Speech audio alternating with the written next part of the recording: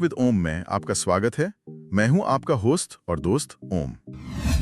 आज तारीख है 19 फरवरी 2026 और हमेशा की तरह हमने आज के प्रमुख अखबारों को खंगाल लिया है ताकि आपके लिए दिन के सबसे महत्वपूर्ण संपादकीय और विचार लेकर आ सकें। तो आज का हमारा रोड मैप क्या है? आज सबसे पहले हम तमिलनाडु से उठ रही संघवाद और राज्यों की स्वायत्तता पर जो बहस चल रही है उसका विश्लेषण करेंगे। इसके बाद हम अखबारों में छाए हुए आर्टिफिशियल इंटेलिजेंस यानी एआई के मुद्दे को डिकोड करेंगे और अंत में हम न्यायपालिका में विविधता की जरूरत पर चर्चा करेंगे। तो आराम से बैठ जाइए और तैयार हो जाइए विश्लेषण के अपने डेली डोज के लिए।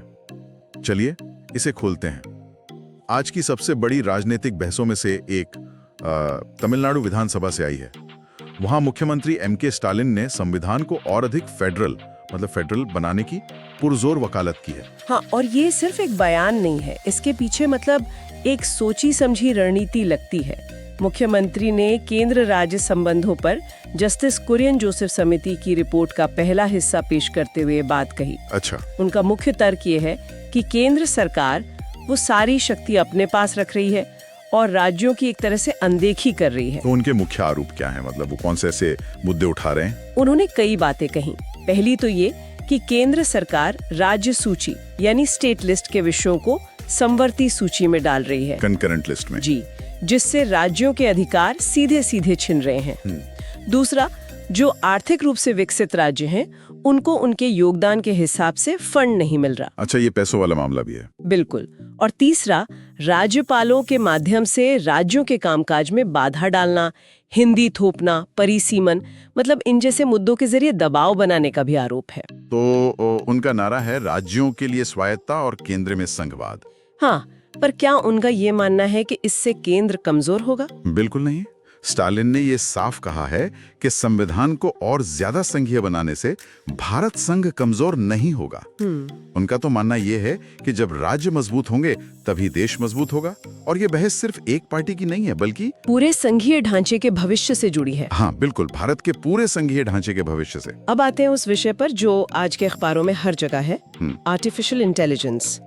नई दिल्ली में चल रहे इंडिया एआई इम्पैक्ट समिट के कारण इस पर कई गहरे विश्लेषण छपे हैं। यहाँ एक तरफ तो बड़े अवसर हैं, तो दूसरी तरफ गंभीर चिंताएं भी। हाँ, तो सबसे पहले सकारात्मक पहलू देखते हैं। केंद्रीय श्रम मंत्री और आईएलओ के डायरेक्टर जनरल का एक संयुक्त लेख है। उसका शीर्षक है AI for people. AI for people, जी। इसमें मानव केंद्रित एआई की बात की गई है जो सामाजिक न्याय और रोजगार को बढ़ावा दे। भारत सरकार की जो एआई मिशन और नेशनल क्वांटम मिशन जैसी पहल है, उनका भी जिक्र है। और रोजगार पर एआई के प्रभाव का आकलन करने के लिए क्या कोई योजना है?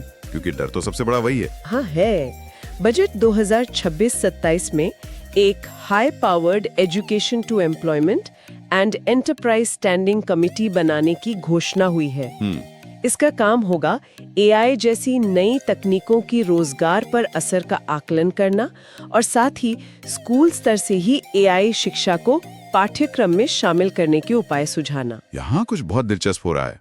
एक लेख में एआई गवर्नेंस के लिए भारत के तीसरे रास्ते थर्ड वे की बात की गई है। ये क्या है? ये बहुत महत्वपूर्ण है। देखिए, भारत का जो मॉडल है ना, वो यूरोप के जो भारी भरकम नियम है, हाँ, वो हेवी रेगुलेशन वाला, बिल्कुल। और अमेरिका का जो हैंड्स ऑफ वाला दृष्टिकोण है, उससे अलग है।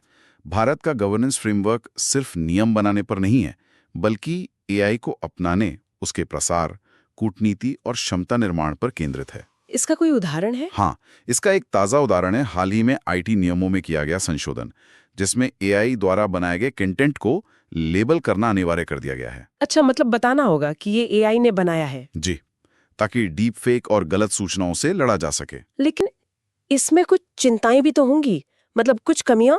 हाँ, लेख में एक बड़ी कमी की ओर इशारा किया गया है। वो क्या? वो ये कि एआई की वजह से नौकरी खोने वाले कर्मचारियों की सुरक्षा के लिए इस फ्रेमवर्क में कोई प्रावधान नहीं है। हाँ, ये तो बहुत बड़ी बात है। जी।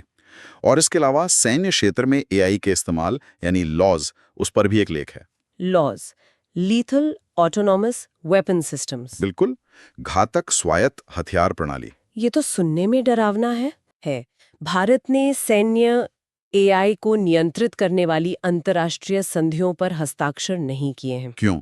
क्योंकि वो अपनी सुरक्षा और तकनीकी विकास से समझौता नहीं करना चाहता। तो लेख का सुझाव है कि भारत को एक गैर बाध्यकारी फ्रेमवर्क के लिए प्रयास करना चाहिए। चलिए आज के अपने अंतिम विषय पर आते हैं। ये भारत की न्याय व्यवस्था की नींव से जुड़ा है, न्यायपालिका में विविधता। आज दोनों प्रमुख अखबारों ने इस मुद्दे को उठाया है। हाँ, और इसका जो तात्कालिक कारण है वो है डीएम के सांसद पी विल्सन द्वारा पेश किया गया एक निजी सदस्य विधेयक। और आंकड़े वाकई चिंताजनक हैं। 2018 से 2024 के बीच उच्च न्यायपालिका में जो जज नियुक्त हुए उनमें से केवल 20% ही अनुसूचित जाति, अनुसूचित जनजाति और अन्य पिछड़ा वर्ग से थे। सिर्फ 20%? जी, सिर्फ 20। ये तो बहुत बड़ा असंतुलन है। तो ये बिल क्या बदलाव लाना चाहता है? बिल में 3 मुख्य प्रस्ताव हैं। पहला, सुप्रीम कोर्ट और हाई कोर्ट में एससी, एसटी, ओबीसी, धार्मिक अल्पसंख्यकों और महिलाओं को उनकी आबादी के अनुपात में प्रतिनिधित्व दिया जाए। मतलब एक तरह का आरक्षण। हाँ। दूसरा, कॉलेजियम की सिफारिशों को अधिसूचित करने के लिए केंद्र सरकार के लिए 90 दिनों की समय सीमा तय हो, ताकि देरी ना हो। और तीसरा, न्याय तक पहुंच आसान बनाने के लिए दिल्ली के अलावा कोलकाता, मुंबई और चेन्नई में सुप्रीम कोर्ट की क्षेत्रीय बेंच स्थापित की जाएं। तो इसका समाधान क्या है? क्या ये कॉलेजियम सिस्टम में बदलाव की जरूरत की ओर इशारा कर रहा है? हाँ, लेख में सुझाव दिया गया है कि एक दीर्घकालिक सुधार के रूप में एनजेएसी को फिर से एक व्यापक रूप में लाया जा सकता है। एनजेएसी मतलब नेशनल जुडिशियल अपॉइंटमेंट्स कमीशन, उसे तो सुप्रीम कोर्ट ने रद्द कर दिया था। जी, कर दिया था, लेकिन एक समावेशी और पारदर्शी प्रक्रिया के लिए इस पर फिर से विचार किया जा सकता है। इस बार एक ऐसे आयोग का सुझाव है जिसमें विधायिका, बार काउंसिल और शिक्षाविदों के प्रतिनिधि भी शामिल हों। तो इन सब का क्या मतलब है? आज हमने 3 बड़ी बहसों पर गहराई से नजर डाली। एक मजबूत संघीय ढांचे के लिए बढ़ती आवाज, एआई की जटिल दुनिया जिसमें भारत अवसरों और जोखिमों के बीच अपना रास्ता बना रहा है, और हमारी न्यायपालिका को और अधिक समावेशी और प्रतिनिधि बनाने की महत्वपूर्ण लड़ाई। हाँ, और आज की चर्चा से एक दिलचस्प सवाल उठता है। क्या? ये तीनों मुद्दे, संघवाद, तकनीक और न्याय, ये आपस में कैसे जुड़े हैं? जरा सोचिए, क्या एआई जैसे टूल का इस्तेमाल न्यायिक नियुक्तियों में विविधता के डेटा का विश्लेषण करने या राज्यों को फंड देने के विभिन्न फॉर्मूलों के वित्तीय प्रभाव को मॉडल करने के लिए किया जा सकता है? ये एक दिलचस्प सोच है। जब हम कोई भी नया सिस्टम बनाते हैं, चाहे वो संवैधानिक हो या तकनीकी, सबसे बड़ा सवाल यही रहता है कि इसमें किसे शामिल किया गया है और शक्ति किसके हाथ में है। और यही वो विचार है जिसके साथ हम आपको आज छोड़ रहे हैं। ये था अपडेट विद ओम का आज का विश्लेषण। हमारे साथ जुड़ने के लिए धन्यवाद। कल फिर मिलेंगे नए मुद्दों और नए विश्लेषण के साथ।